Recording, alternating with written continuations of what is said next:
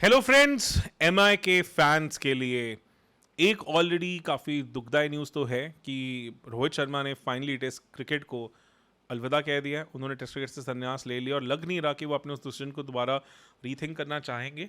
Clearly काफ़ी सारी चीज़ें आई हैं। जब जीटी के साथ मैच चल रहा था तो उसी के आसपास बीसीसीआई की भी इंटरिम मीटिंग चल रही थी। शायद वहाँ पे इंडिकेशन आया कि रोहित को फाइनली कैप्टन की तरह नहीं देख रहे हैं।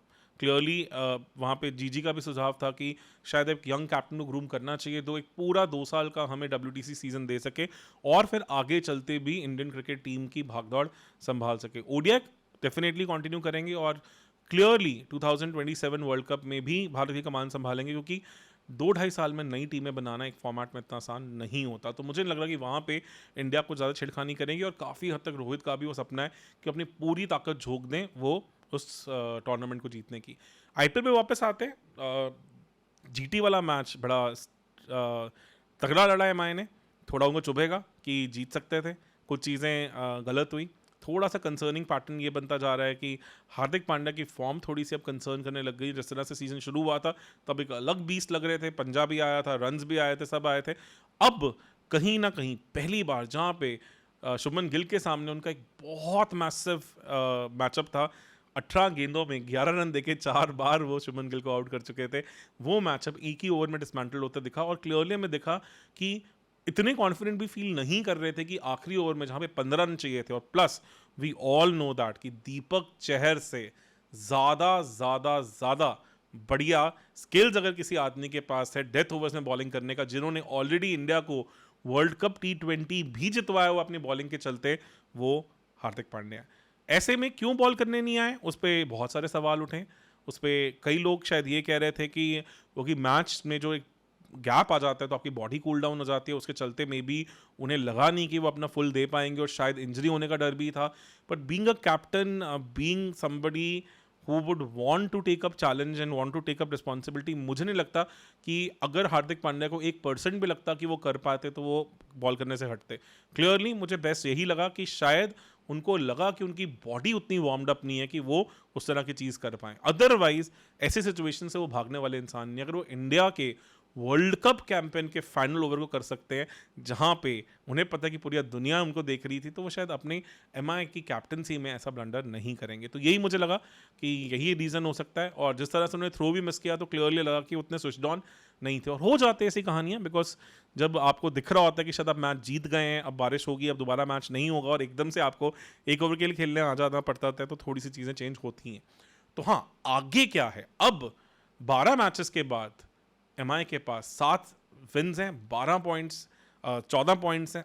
एट मैक्स वो 18 पॉइंट्स तक जा सकते हैं। तो मुझे लगता है टॉप 2 उनके लिए अब मुश्किल होगा। उनकी कोशिश रहनी चाहिए कि वो किसी तरह से टॉप 4 में सीकन करें और फिर अपना बेस्ट क्रिकेट खेल के आगे टूर्नामेंट को जीतने की कोशिश करें। क्लियरली जीटी वाला मैच जीत जाते तो टॉप 2 के बहुत स्ट्रॉन्ग कंटेंडर होते। अब टॉप 2 उनके लिए थोड़ा मुश्किल हो गया। टॉप 2 में मुझे अब क्लियरली आरसीबी, पंजाब और जीटी जाते दिख रही हैं, इनमें ही लड़ाई दिख रही है। मुझे लग रहा है कि एमआई थोड़ा सा उससे बाहर हो चुकी है। 2 मैचेस भी जो एमआई के हैं वो दोनों तगड़े मैचेस हैं। वो ऐसे मैचेस हैं जिनको एमआई लाइटली नहीं ले सकती।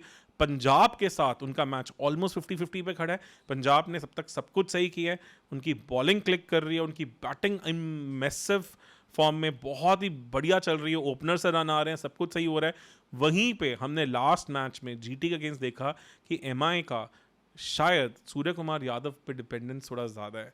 वो एक मिडलिंग से टोटल पे आउट हुए तो एकदम से पूरी टीम लड़खड़ाई। 97 फॉर 2 से हमने उनको 123 फॉर 7, 26 रन पे 5 विकेट्स का कोलैप्स होते हुए भी देखा। और क्लियरली दिखा कि जीटी की हार्ड लाइंस और स्मार्ट स्पिन बॉलिंग के अगेंस्ट उनके पास कुछ ज़्यादा प्लान्स थे नहीं।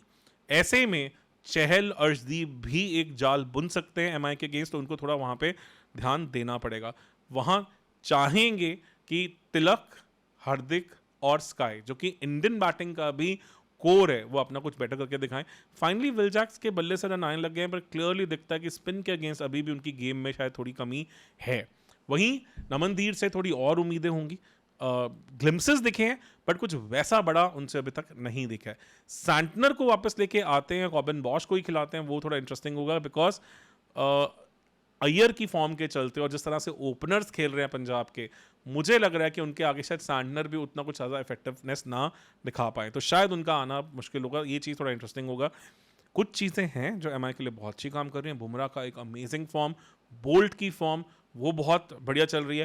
कंसर्निंग है कि जो पिछले कुछ मैचेस में हार्दिक पांड्या का रिलक्टेंस दिखा है बॉल के करते, जब से वो एसआरएच वाले मैच में उनका थोड़ा एंकल इशू आया था, उसके बाद थोड़ा सा लगा उनकी बॉलिंग फॉर्म में प्रॉब्लम आई। और Deepak Chahar beyond power play उतना इंप्रेस नहीं कर पा रहे हैं, तो इन चीज़ों का थोड़ा ध्यान रखने की ज़रूरत है। हाँ, डीसी वाले मैच में मुझे लग रहा है कि एमआई को अभी भी बहुत मैसिव एडवांटेज है, क्योंकि डीसी का करंट फॉर्म इतने अच्छे इंकरेजिंग साइंस नहीं दे रहा है। उस मैच को एमआई थोड़ा बेटर बना सकती है। क्या लग रहा है कि आपको 2 मैचेस में क्या होगा? मुझे लग रहा है रोहित शर्मा को क्लियरली दिख रहा है कि उनके पास इन 2 आईपीएल मैचेस के बाद बहुत लंबा गैप है, क्योंकि इंडिया ज़्यादा ओडीआईज खेलती नहीं है और टेस्ट का और टी20 का वो पार्ट रहने नहीं वाले, तो उनके लिए भी अब ज़्यादा मौके होंगे नहीं, तो इसलिए काफ़ी फ्री अप होके खेलेंगे। ज़्यादा स्ट्रेस में वैसे भी नहीं है। आई डोंट थिंक सो इस आईपीएल सीजन में वो किसी प्रेशर के चलते आए हैं। एक ही प्रेशर था कि इंग्लैंड जाना है कि नहीं जाना, जाना है तो कैसे करना है, कैप्टनसी मिलेगी नहीं मिलेगी, अब वो प्रेशर भी हट गया। तो शायद हम आखिरी 2 मैचेस में एक फ्री रोहित शर्मा को बहुत सालों के बाद खेलते देखें।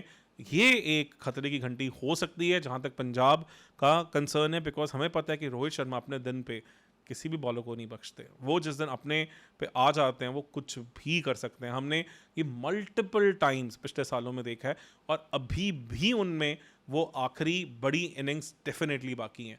इस सीजन मिक्स बैग रहा है, जहां पे ग्लिम्सेस देखें ओल्ड रोहित शर्मा के, वहां पे कहीं ना कहीं थोड़े फंसे हुए भी लगे। रिकल्टन के बल्ले से रेगुलरली रन आने लगे थे।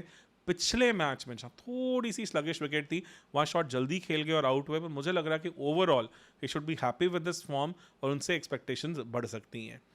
जीटी के मैच से पहले अगर ये रिव्यू कर रहा होता तो शायद एमआई के लिए एक अलग कहानी निकलती मुंह से। जीटी के मैच में दिखा है कि अभी कुछ होल्स हैं जो नहीं भर पाए हैं। 6 मैचेस जब कॉन्टिन्यूसली जीत रहे थे वो होल्स दिख नहीं रहे थे, बट फाइनली आप उसी टीम के सामने होंगे जब डीसी वाला मैच होगा जिस टीम से आपका सीजन शुरू हुआ था। जी हाँ, वो डीसी का मैच जहाँ पे करुण नायर ने एक बार मैच ऑलमोस्ट एक तरफा कर दिया था, और उसके बाद जिस तरह से एमआई ने कमबैक किया और उसके बाद कमबैक ही करते गए, तो वो काफ़ी कॉन्फिडेंस देगा।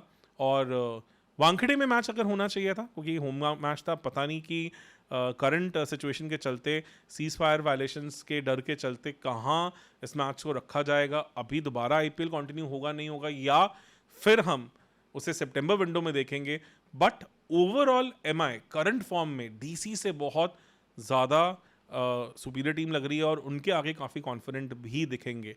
तो 18 पॉइंट्स शायद मुश्किल हो, 16 पॉइंट्स क्लियरली दिख रहे हैं। पंजाब वाले मैच में तगड़ी तगड़ी तगड़ी फाइट देखने को मिलेगी, और डीसी वाला मैच ऑलमोस्ट नॉकआउट मैच बन जाएगा। अगर डीसी अगर हार जाता है, वैसे भी हमें शायद और कोई टीम एमआई के लिए, एमआई को टॉप 4 में टक्कर देती ना दिखे।